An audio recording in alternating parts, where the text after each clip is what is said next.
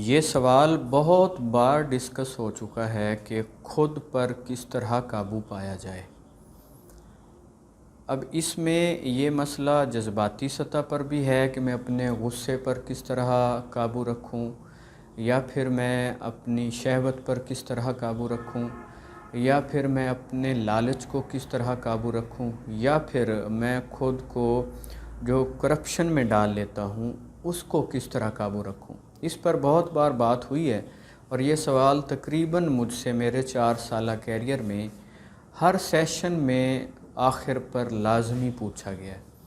تو ہم سب سے پہلے تو یہ واضح کریں گے کہ کس نے کس پر قابو پانا ہے۔ تو ہم تھوڑا انسان کی جو ترکیب ہے یا جو انسان کا مرکب ہے، ہم تھوڑا اس کو سمجھیں گے اور پھر دیکھیں گے کہ سواری کس نے بننا ہے، اور پھر اس کے بعد اس پر سوار کس نے ہونا ہے۔ تو انسان جو ہے وہ 3 چیزوں کے مجموعے کا نام ہے۔ سب سے پہلے جو ہے وہ انسان جسم ہے، دوسری سطح پر انسان ذہن ہے، اور تیسری سطح پر انسان روح ہے۔ یہ 3 چیزیں ملتی ہیں تو اس دنیا میں ایک انسان جو ہے وہ انسان کہنے لائق بنتا ہے۔ اب روحانی پہلو کو تو ہم چھوڑ دیتے ہیں، ہم ذہن اور جسم کو تھوڑا جو ہے نا اس کی وضاحت کر لیتے ہیں۔ جو جسم ہے اس کی کچھ ضرورتیں ہیں۔ وہ ضرورتیں کیا ہیں؟ جو بڑی ضرورتیں ہیں، جو ان کی جسم کی جبلتیں ہیں۔ جبلت آپ ایسی ضرورت کو کہہ لیں جس کو ریپیٹ کیے بغیر انسان کا رشتہ جسم و جان برقرار نہ رہ سکے۔ پہلی جو انسان کی جبلت ہے وہ ہے بھوک، اور دوسری ہے جنس یا سیکس۔ یہ 2 چیزیں ایسی ہیں جو جسم کو ہر حالت میں پرفارم کرنا ہوتی ہیں۔ کچھ چھوٹی اس کی ضرورتیں ہیں، جیسا کہ سونا، نیند اس کی حتمی ضرورت ہے، پانی پینا وہ اس کی ایک حتمی ضرورت ہے، اور اس کے اندر کچھ ہارمونل سسٹم ہیں، اس کے اندر کچھ کیمیکل ہیں جن کا اتار چڑھاؤ ہونے سے ہماری شخصیت کے جو تھاٹ پروسیس ہیں ان پر کچھ نہ کچھ اثر پڑتا ہے۔ دوسری ہماری جو شخصیت کا پورشن بنتا ہے، یا جو دوسری سائیڈ ہے، وہ ہے ہمارا ذہن۔ ذہن کیا ہے یا وہ کیوں ہے؟ بلکہ حضرت اقبال کی زبان میں کہیں تو وہ کہتے ہیں، اگر تجھے الجھن نہ ہو تو کھول کر کہہ دوں، وجود حضرت انسان نہ روح ہے نہ بدن، کہ اس کی درست شناخت نہ اس کی روح ہے اور نہ ہی اس کا بدن ہے، کیونکہ جو روح ہے وہ جو ہے نا وہ وحدت میں ہوتی ہے، اور جو جسم ہیں وہ کثرت میں ہوتے ہیں۔ روح اور جسم کی یونیفیکیشن جہاں پر ہوتی ہے، جہاں پر وہ مل جاتے ہیں، اس مقام کا نام ہے ذہن۔ اور ذہن جو ہے اس کا جو سب سے اہم فنکشن ہے وہ ہے خیال، وہ ہے تھاٹ پروسیس۔ اب اس دنیا میں اس جسم کو چلنے کے لیے مختلف ضابطوں میں رہنا پڑتا ہے۔ اگر ہم دین سے باہر کے ضابطوں کی بات کریں تو وہ ہے فطریات، نیچر۔ اس میں ذہن کو تمیز دی جاتی ہے کہ وہ صحیح اور غلط کا جو ہے وہ کنسیپٹ لے کر چلے گا۔ وہ دیکھے گا کون سی چیز اس کے لیے صحیح ہے، کون سی چیز اس کے لیے غلط ہے۔ وہ یہ دیکھے گا کون سی چیز اس کے لیے فائدہ مند ہے، کون سی چیز اس کے لیے نقصان دہ ہے، یا پھر وہ یہ دیکھے گا کون سی چیز اس کے لیے مضر ہے، یا کون سی چیز اس کے لیے منفعت بخش ہے، یا کون سی پروڈکٹیو ہے، کون سی ڈسٹرکٹیو ہے۔ تو یہ کہ ذہن کے جو ہیں وہ چند فنکشنز ہیں۔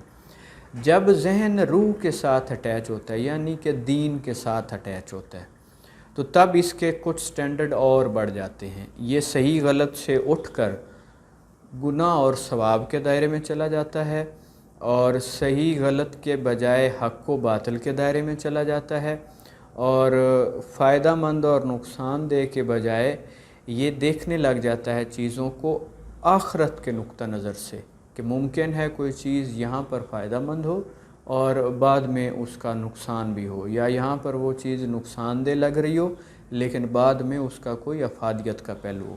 تو ذہن کو یہ جو تمیز ہے یہ دین دیتا ہے۔ تو اب چیلنج کیا ہے کہ جو جسم ہے جو کہ اس ذہن کو اس دنیا میں سواری کے لیے ملا ہے، یہ یاد رکھنا۔ جیسے آپ اگر موٹر سائیکل پر سواری کرتے ہیں تو آپ اس کو کنٹرول کرتے ہیں، نہ کہ وہ آپ کے سفر کی سہولت کے لیے بنا ہے، نہ کہ وہ اپنی ڈیمانڈز آپ سے منگوانے کے لیے، اپنی ڈیمانڈز اپنی پوری کروانے کے لیے آپ کے پاس نہیں ہے، بلکہ آپ کی ڈیمانڈز پوری کرنے کے لیے وہ آپ کے پاس ہے۔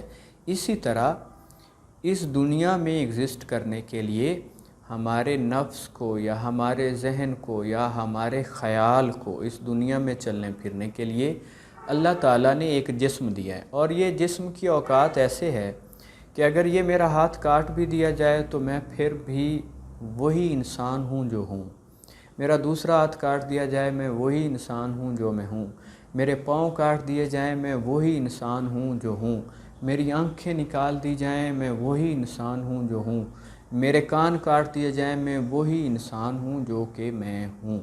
اس کا مطلب جسم کے کم زیادہ ہو جانے سے میری اصل شخصیت پر کوئی فرق نہیں پڑتا۔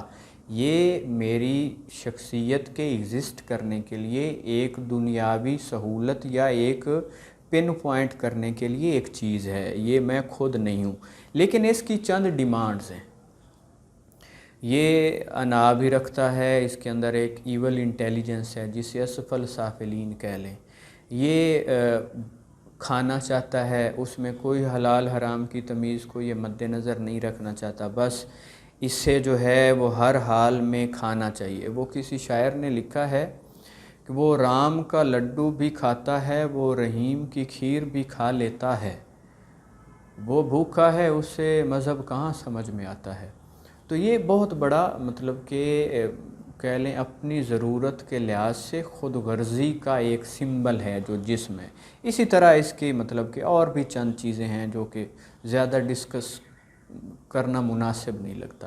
خیر، تو یہ اپنی ضرورتوں کو جب پورا کرنا چاہتا ہے تو یہ ذہن سے یا ذہن کی دی ہوئی کمانڈ کو نیگیٹ کرتا ہے۔ مثلاً آپ نے یا میں نے کہیں پر میرے جسم نے یا میرے اس جسم کے مائنڈ نے چاہا کہ میں یہ چوری کر لوں، یہ چیز میرے لیے فائدہ مند ہے، لیکن میرا اخلاقی ذہن جسے احسن تقویم کا ہم نام دے دیتے ہیں وہ کہہ رہا ہے کہ نہیں، مجھے یہ زیب نہیں دیتا، میں نے کل کو اس کا حساب بھی دینا ہے، یہ معاشرتی طور پر اچھا نہیں ہے۔ لیکن اگر اس کی ڈیمانڈ حاوی ہو جائے ذہن پر یا اس اخلاقی آواز پر، تو اس کا مطلب اب ہمارا جو ہے نا یہ سوال پیدا ہوتا ہے کہ میں خود پر کس طرح قابو رکھوں، یعنی میرا اخلاقی ذہن میری جسمانی ڈیمانڈز کو کس طرح ضابطے میں رکھے۔ یہ ہمارا درست سوال ہے، اور یہ وہ پورشن بنتے ہیں جس کو ہم ہمیشہ سے ڈسکس کرتے آئے ہیں۔ تو اس کا جو سمپل سا جو سادہ سا علاج بنتا ہے میرے خیال سے، یا یوں کہہ لیں کہ انسان کی زندگی کا سب سے بڑا ٹارگٹ یہ ہے کہ وہ اپنے اس جسم کی ضروریات اور خواہشات کی تکمیل میں ایک تمیز اور توازن قائم رکھ کر دکھائے۔ اور یہی ہوا تھا جب حضرت آدم علیہ السلام کی دعا سے مجھے یہی ملتا ہے کہ ربنا ظلمنا انفسنا، اے میرے رب میں نے خود پر ظلم کیا، یعنی کہ گندم جسم نے کھائی تھی، ذہن تو نہیں کھاتا، یا وہ اخلاقی شعور تو نہیں کھاتا، تو اب جسم نے اس اخلاقی شعور پر ظلم کیا تھا۔ گناہ کی ایک ڈیفینیشن یہ بھی ہے کہ جب جسم اپنی خواہش کو اخلاقی ضابطے سے باہر نکل کر تکمیل دے لے تو وہ ہر حالت گناہ کی حالت ہوتی ہے۔ تو ہمیں اب کرنا یہ ہے، اس کا ایک تو جو سائیکالوجی میں بتایا جاتا ہے، عام طور پر ٹرینرز بھی ڈسکس کرتے ہیں، وہ یہ ہے کہ آپ اپنی جو وہ خواہشات ہیں ان کو دبا کر نہ رکھیں، ان کا کیتھارسس کریں، ان کو کسی طرح تکمیل دیں۔ جیسے کہ آپ کو غصہ آتا ہے تو آپ ایسا کریں کہ اپنے ایک کمرے میں پنچنگ بیگ لٹکا لیں اور پھر جا کر اس کو جو ہے وہ آپ پنچ ماریں تو آپ کا غصہ نکل جائے گا۔ تو یہ بڑا اچھا ہوا کہ یہ مطلب کہ کسی نے یہ نہیں پوچھا کہ اگر مجھے شہوت آئے تو کیا کرے، کوئی اسی طرح کا اس کا جواب دیا جاتا۔ یہ جواب غلط ہیں، یہ یورپین سوسائٹی کے لیے تھے۔ اس کی وجہ یہ ہے کہ ان کے ذہن کو دین کی تعلیم نہیں ملی، اس لیے ان کے پاس غصے کو ضبط کرنے کا کوئی ریفرنس نہیں ہے۔ ذہن نے سٹیپ لینا ہوتا ہے ریفرنس پر، کسی حوالے پر۔ خیر، تو اس کا میرے خیال میں اس طرح کے جواب نہیں ہیں کہ ہم ان جذبات کو کہیں پر نکال دیں تو اس طرح ہماری جو ہے وہ والی خواہش یا وہ والی جو ایک جسمانی سطح کی یا ایک جبلی سطح کی آرزو ہے وہ مدھم پڑ جائے گی۔ نہیں، بلکہ ایسا نہیں ہوگا، وہ مزید کی ڈیمانڈ کرے گا۔ انسانی جسم یا جبلتیں کچھ اس طرح ڈیزائن ہیں کہ ان کی جس شے کی آپ تکمیل کرنے لگ جائیں وہ پھر اس کا سٹینڈرڈ بڑھاتے جاتے ہیں۔ جیسے آپ پہلے جو ہے وہ آدھے گلاس پانی پہ آپ کی جبلت فلفل ہو رہی تھی، تو اب وہ پورے پر ہوگی، وہ زیادہ کی ڈیمانڈ کرے گی۔ تو اس کا پھر آپ کبھی بھی اس پر پورا نہیں اتر سکیں گے۔ اسی لیے ایسا ہوا ہے نا کہ جو یورپین سوسائٹی تھی اس نے پہلے جسم کی اس ڈیمانڈ کو پورا کیا کہ جبلت جسموں کو ننگا دیکھنا چاہتی تھی، تو انہوں نے لباس کو مختصر کیا، پھر وہ لباس ہی بالکل غائب ہو گیا۔ پھر ایون اس بے لباسی کو انہوں نے کیپچرنگ شروع کر دی، پھر ان کی ویڈیوز شروع کر دی، پھر ان ویڈیوز میں آگے کچھ ڈیمانڈز پیدا ہو گئیں، پھر وہ آج ایک تشدد کے لیول پر وہ انڈسٹری گئی کھڑی ہے۔ تو انسانی جبلت کبھی بھی فلفل نہیں ہوتی، بلکہ وہ مزید کی ڈیمانڈ کرتی ہے۔ وہ جیسے احمد فراز نے کہا تھا، دل کسی حال میں کانے ہی نہیں جانے فراز، مل گئے تم بھی تو کچھ اور نہ جانے مانگے۔ تو یہاں دل کا مطلب آپ جسم لے لیں کہ جسم جو ہے وہ مزید کی ڈیمانڈ کرنے لگ جاتا ہے۔ یہ ایسے سمجھ لیں جیسے وہ دوزخ سے آواز آتی حل من مزید، تو یہ مزید کی ڈیمانڈ کرنے لگ جاتا ہے۔ تو ہم اس کی کوئی بھی ڈیمانڈ پوری نہیں کریں گے، بلکہ اس کا ہمیں ایک طریقہ سکھایا ہے ہمارے دین نے، اور وہ ہے روزے کا۔ میرے خیال میں روزہ جو ہے وہ اخلاقی شعور کو سواری سکھاتا ہے جسم پر، کہ وہ ایک مہینے کے لیے اخلاقی شعور کو اتنا پاورفل بناتا ہے کہ وہ اس جسم کی جائز ضروریات بھی روکنا سیکھ لے۔ جائز ضروریات مہینہ روکیں گے تو جا کر ہم اگلے 11 مہینے اس کی ناجائز ضرورتوں پر اسے شٹ اپ کہہ سکیں گے۔ تو ہمیں جب بھی کوئی مطلب کہ نفسانی خواہش یا جسمانی خواہش پیدا ہوگی تو ہم نے ہر حال میں اس کو روکنا ہے۔ روکنا کیسے؟ اس کے لیے ریفرنس چاہیے ہوتے ہیں۔ کوئی بھی عمل کرنا ہو تو اس کے لیے ایک خیال چاہیے۔ اگر خیال گروتھ نہ کر رہا ہو تو عمل رک جاتا ہے۔ خیال قوت عمل کا نام ہے، بابا جی واصف علی واصف نے فرمایا۔ یا ایک جگہ اقبال بھی فرماتے ہیں، افکار تازہ سے ہے جہان تازہ کی نمود، سنگ و خشت سے ہوتے نہیں نئے جہاں پیدا۔ تو ہمیں نا افکار ترتیب دینے ہیں، ہمیں اپنے اخلاقی ذہن کو گروتھ دینا ہے، ہمیں ان اخلاقی شخصیات کے ساتھ اٹیچ ہونا ہے۔ اب دیکھیں کیسی بڑی ایک مثال ہے، کسی تہذیب میں یہ مثال نہیں ملتی کہ ایک شخصیت ہیں اور وہ کسی کے سینے پہ تلوار لے کے بیٹھے ہیں اور اس نے ایک ایسی حرکت کی ہے جو کہ اپنی ضرورت، اپنی مطلب کہ ذات سے ریلیٹڈ ہے، اور وہ شخصیت اپنے ایموشنز پر اتنی سوار ہے کہ وہ وہاں سے اٹھ بیٹھے ہیں، اور اس نیچے لیٹے شخص نے پوچھا کہ آپ نے مجھے چھوڑ کیوں دیا؟ تو آپ نے فرمایا کہ علی کسی الوہی ریفرنس کے لیے تم سے لڑ رہا تھا، اب کیونکہ اپنی ذات شامل ہو رہی ہے تو ہم اپنی ذات کے لیے اپنے غصے کو استعمال کرنے کے عادی نہیں ہیں۔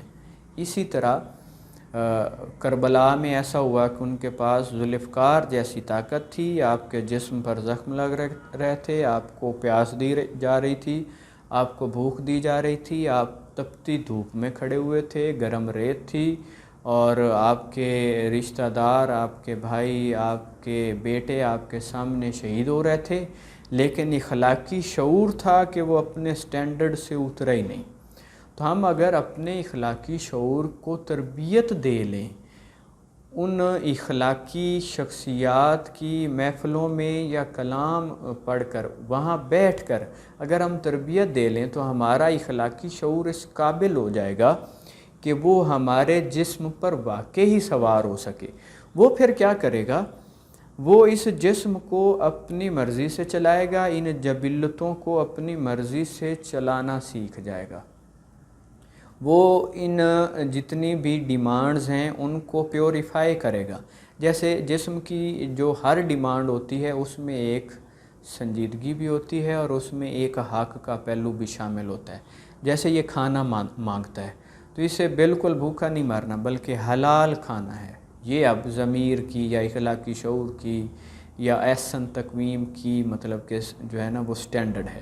یہ مطلب کہ اپنے جسم کے لیے وہ جو ہے نا یہ جسم جو ہے اپنی لذت چاہتا ہے تو اس کے لیے اللہ نے نکاح رکھا ہے، اس کا بھی ایک ضابطہ ہے۔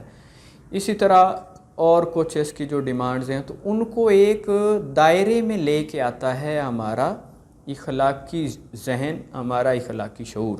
تو ہم نے اس کو ترتیب دینا، اس کے لیے ہمیں مختلف لوگوں سے اٹیچ ہونا پڑے گا جنہوں نے زندگی میں اخلاقیات پر قائم رہ کر دکھایا ہے۔ لیکن یہ یاد رکھیں، آپ کو زندگی میں جب کوئی بڑا مسئلہ آئے گا، آپ کو جب دین سے باہر لے جایا جائے گا، آپ کو جب آپ کے اخلاقی سٹینڈرڈ سے گرایا جائے گا، تو اس کا سب سے بڑا ہتھیار آپ کا جسم ہوگا۔ آپ کو جیسے ہمارے پلیئرز لوگ ہیں نا، یہ بہت لمبا عرصہ نہیں کھیل پاتے، اس کی ریزن ہے ایک، اسے کہتے ہیں ہنی ٹریپ۔ جو باہر کے ممالک ہیں وہ کچھ گرلز جو ہیں وہ ان کی زندگیوں میں اتار دیتے ہیں، اس سے کیا ہوتا ہے کہ یہ شہوتوں میں پڑ جاتے ہیں اور پھر اپنی فٹنس کو برقرار نہیں رکھ سکتے۔ تو ان کے جسم نے ہی ان کی اس سکل کو جو کرکٹ میں تھی یا ہاکی میں تھی یا کوئی بھی اور گیم، اسے ڈسٹرب کر دیا۔ یا پھر آپ کو آسائش دی جاتی ہے، جیسے بہت سارے غدار ہوتے ہیں، ہم مختلف موویوں میں ڈراموں میں یہ دیکھ چکے ہیں، ان کو آسائش دی جاتی ہے کہ وہ مطلب کہ کچھ تن آسانی کے لیے، اس جسم کی آسانی کے لیے جو ہے وہ کچھ چیزیں حاصل کرتے ہیں اور اس کے بدلے میں اپنا ضمیر بیچ دیتے ہیں۔ تو اگر ہم زہد سیکھ لیں، زہد کیا ہوتا ہے؟ زہد ہوتا ہے دنیا پر کم سے کم ڈیپینڈ کر کے جینے کی صلاحیت۔ تو ہم اگر زہد سیکھ لیں، ویسے چیزیں اکٹھی تو کریں، مطلب ایک مومن کو اچیور ہونا چاہیے، اس کے پاس جو دنیا کا مال و دولت ہے یہ بھی ہونا چاہیے، لیکن وہ ان پر ڈیپینڈ کیے بغیر جینے کا سلیقہ جانتا ہو، یہ بہت اہم چیز ہے۔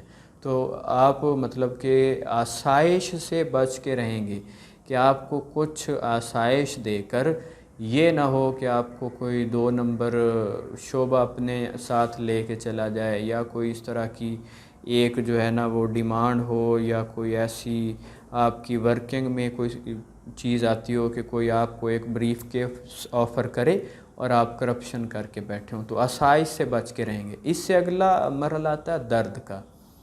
آپ کے اخلاقی ذہن کو یا اخلاقی شعور کو ڈیمیج کرنے کے لیے آپ کے جسم کو اذیتیں دی جاتی ہیں۔ جیسے سپاہی مقبول حسین کا بہت بڑا واقعہ ہے، مجھے بڑا پسند ہے کہ وہ ہندوستان میں قیدی بن گئے کسی وجہ سے، تو وہاں پر وہ ایک نعرہ لگاتے تھے، پاکستان زندہ باد۔ تو انہوں نے کیا کیا کہ ان کے ناخن کھینچنا شروع کر دیے۔ تو جسم کو درد دیا جاتا ہے اخلاق کو پست کرنے کے لیے، تو وہ اس پر ایگری نہیں ہوئے، وہ پھر بھی جو ہے نا انہی خون بہتی انگلیوں سے پاکستان زندہ باد لکھ رہے تھے۔ وہ فیض نے کہا تھا نا، متاع لوح و قلم چھن گئی تو کیا حاصل، متاع لوح و قلم چھن گئی تو کیا، کہ خون دل میں ڈبو لی ہیں انگلیاں میں نے۔ تو مقبول حسین نے یہ کیا۔ پھر کیا ہوا کہ انہوں نے ان کو جو ہے نا وہ ایک 7x7 کے نا لوہے کے بلاک میں بند کر دیا، قید کر دیا، لیکن خیال قید نہیں ہوا، وہ وہیں پر قائم رہا جہاں پر اسے رہنا چاہیے تھا۔ پھر انہوں نے ان کی زبان کاٹ دی، لیکن وہ پھر بھی پاکستان زندہ باد کے نعرے پر متفق رہے۔ تو آپ کو نا زندگی میں درد دیا جائے گا، وہ بھوک کا ہو سکتا ہے، وہ جناب کسی عزت کے چلے جانے کا، یعنی کہ آپ کو بے عزت کر کے ذہنی اذیت دی جائے گی، آپ کو جو ہے وہ آپ کی جان جانے کا خوف ہوگا، اس طرح کا۔ لیکن یاد رکھیں کہ اللہ تعالیٰ نے فرمایا کہ صبر کرنے والوں کے لیے میری طرف سے خوشخبری۔ اب صبر کیا ہوتا ہے؟ صبر ہوتا ہے کسی بھی طرح کے حالات میں اپنے اخلاقی سٹینڈرڈ پر قائم رہنا۔ یہ صبر کی ڈیفینیشن ہے، کسی بھی طرح کے اذیت ناک حالات میں اپنے اخلاقی ضابطوں پر قائم رہنا۔ یعنی کہ آپ کو کوئی مسئلہ آ رہا ہے تو آپ عمل اپنا جو ہے اس کی رہنمائی اپنے اخلاقی جو ہے وہ آئین سے لیتے رہیں، اپنے مطلب دین سے چیزوں کو ڈرائیو کر کے پھر آپ عمل کرتے رہیں، نہ کہ آپ کا کوئی ریئیکشن ہو۔ خیر، تو یہ 3 بڑے مسائل آئیں گے۔ سب سے پہلے آپ کو لالچ دیا جائے گا، آسائش دی جائے گی، آپ کو جسمانی سہولتیں دی جائیں گی، جسمانی لذتیں دی جائیں گی، اور سب سے اینڈ پر وہ لوگ جو کچھ قائم رہتے ہیں انہیں درد دے کر بھی آزمایا جاتا ہے۔ جو اس کے باوجود قائم رہے، اس کا مطلب وہ پھر اخلاقی طور پر بڑا مضبوط شخص ہے۔ اب جو شخص اپنے جسم کو اذیت میں ڈال کر اپنے ذہن پر قائم رہنا جانتا ہے، وہ یہ بھی جان لے کہ آپ کی اصل شخصیت آپ کا جسم نہیں ہے، یہ بس یہاں تک سواری کے لیے۔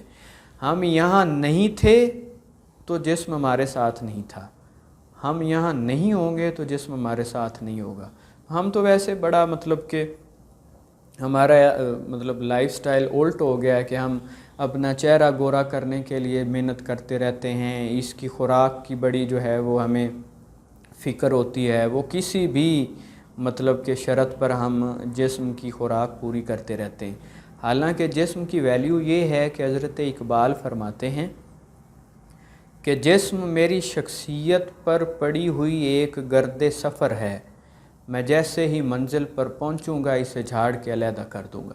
جیسے بلے شاہ نے کہا تھا، وے بلیا اساں مرنا نہیں، گور پیا کوئی ہور، یعنی کہ یہ جسم مرے گا، میرا اخلاقی شعور کبھی بھی نہیں مرنے والا۔ تو اس کی حفاظت کریں، جسم کے جتنے بھی تقاضے ہیں ان کو شک کی نظر سے دیکھیں، ان کا پورا جائزہ لیں، ان پر اپنے اخلاقی ضابطوں کا ایک پورا انالیسس کریں، پھر جا کے دیکھیں گے کہ میری اب خواہش جو ہے وہ کوئی پیوریفائی ہوئی ہے یا نہیں۔ جب تک اس کی پیوریفیکیشن یعنی تزکیہ نہیں ہو جاتا، ہمیں اس جسم کی کوئی بھی ڈیمانڈ نہیں ماننی۔ تو اس طرح آہستہ آہستہ کیا ہوتا جائے گا کہ ہمارا ذہن جو ہے، ہمارا خیال جو ہے وہ ہمارے جسم پر سوار ہو جائے گا، اور جب وہ سوار ہو جائے گا، وہ جب اس کی لگاموں کو پکڑ لے گا تو پھر وہ جیسے چاہے وہ اس کو استعمال کرے گا۔ پھر ہمارا یہ سوال ہی نہیں رہے گا کہ میں خود پر کیسے قابو پاؤں۔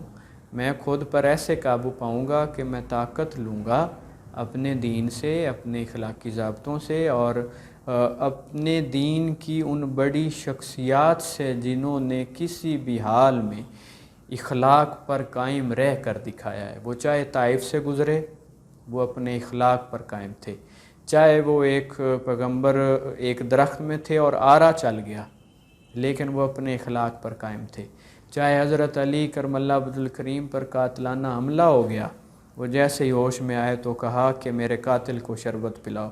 تو وہ کسی بھی حالت میں جو شخصیات اپنے اخلاقی ضابطے پر قائم رہی ہیں، ہمیں ان کی زندگی کے ساتھ اٹیچمنٹ پیدا کرنی۔ اسی طرح ٹیپو سلطان کہ جب ان کا قلعہ جو تھا اس کو جو ہے نا وہ انگریزوں نے گھیر لیا، تو ایک سفیر آیا اور اس نے کہا کہ تمہارے بہت سارے سپاہی ہمارے ساتھ ملے ہوئے ہیں، وہ غدار ہیں، جو وفادار تھے انہیں ہم نے شہید کر دیا ہے، تمہارے پاس کوئی موقع نہیں بچا اس جنگ کو جیتنے کا، تو تم کیا کرو کہ ہماری جو ہے نا وہ اطاعت کر لو، تو ہم تمہیں اس سے بڑا قلعہ دے دیں گے، اس سے بڑے عہدے دے دیں گے، تمہیں خوشحال کر دیں گے۔ تو ٹیپو سلطان نے فرمایا کہ شیر کی ایک دن کی زندگی گیدڑ کی 100 سالہ زندگی سے بہتر ہوتی، یعنی کہ مجھے اپنے اخلاقی ضابطوں پر گزارا گیا ایک دن قبول ہے، تمہارے دیے گئے آئین پر 100 سال جینے سے مجھے ایک دن زیادہ عزیز ہے۔ تو کسی بھی حالت میں اپنے اخلاقی ضابطے سے جو ہے نا وہ نہیں نکلنا، یہ ہمارا سوال ہے، اور پہلے ہمیں اپنا اخلاقی ضابطہ ڈسکور کرنا پڑے گا، اسے مکمل سمجھنا پڑے گا، پھر ہم اس پر پرفارم کرنے والی شخصیات کی زندگی دیکھیں گے۔ مثلا ہمارا اخلاقی ضابطہ اگر لکھے میں دیکھیں تو قرآن ہے، اگر پرفارم ہوتے دیکھیں تو سنت ہے، تو ہم ان چیزوں کے ساتھ جڑ جائیں تو ہم پھر حاکم بالوجود ہو جائیں گے، یعنی اپنے آپ پر ہم حاکم ہو جائیں گے۔ اگر نہیں ہوں گے تو پھر کیا ہوتا ہے، ہم اپنی جبلتوں کے غلام ہوتے ہیں، پھر ہم اپنی ضرورتوں کے غلام ہوتے ہیں۔ جیسے وہ اقبال نے ہی کہا ہے نا کہ پانی پانی کر گئی مجھے قلندر کی یہ بات، جھکا جب تو غیر کے آگے نہ تن تیرا نہ من، یعنی کہ جب ہم کسی غیر کے آگے جھک جاتے ہیں تو نہ تو پھر جسم میرا رہا کیونکہ میں اس کا حاکم نہیں رہ گیا، اور نہ پھر خیال میرا رہا۔ تو ہمیں دونوں صورتوں کو، جسم کو اپنے ذہن کی حاکمیت میں رکھنا ہے اور اپنے ذہن کو اپنے دین کا فالور رکھنا ہے، یہ ہمارا سب سے بڑا ٹارگٹ ہونا چاہیے۔ اس کے علاوہ جو سائیکالوجی پڑھ لیں، جو سوشیالوجی پڑھ لیں، میں نے پڑھ دیکھی ہیں، مطلب آپ جو کریں گے، میں نے کافی کچھ پڑھ لکھ کر پھر اس نتیجے پہ پہنچا ہوں کہ اگر ہمیں کوئی شے اخلاق پر لا سکتی ہے تو وہ ہمارا دین ہے، اس کے ساتھ اپنی محبت پیدا کرو، اس کی سمجھ پیدا کرو، آپ اپنے اوپر حاکم ہو جائیں گے، پھر جو خود پر حاکم ہو جاتا ہے اسے اللہ تعالیٰ اس کائنات کی حاکمیت دیتا ہے۔ جب ہم پورے انسان بنیں گے تو پھر ہم اس کائنات کے حاکم ہیں، ہم ان چیزوں کے حاکم ہیں۔ آج وہ چیزیں جو ہمیں اچیو کرنا مشکل لگتی ہیں، جب ہم خود کو اچیو کر لیتے ہیں تو پھر ہم ان چھوٹی چھوٹی اچیومنٹس کو حاکمانہ نظروں سے دیکھیں گے، کیونکہ اب ہم انسان بن چکے ہیں اور اس کائنات کا سب سے اعلیٰ اور عرفہ مقام انسان ہونا ہے۔ تو انسان بننے میں وقت لگے گا، انسان بن جائیں تو پھر یہ جو رینک شینک ہیں، یہ جو بھی ہیں، یہ کروڑوں روپے ہیں، یا یہ دنیا میں اپنا آرڈر نافذ کرنا ہے، یا کہ یہ امت کی سرداری ہے، یہ سب کچھ ثانوی ہو جائے گا۔ بس خود کو مضبوط کرو، اپنی تعمیر سے آپ نے دراصل اس پورے جہان کو تسخیر کرنا ہے۔ دعاؤں میں یاد رکھیے گا۔ اللہ آپ سب کو کامیابیوں سے نوازے۔ اللہ حافظ۔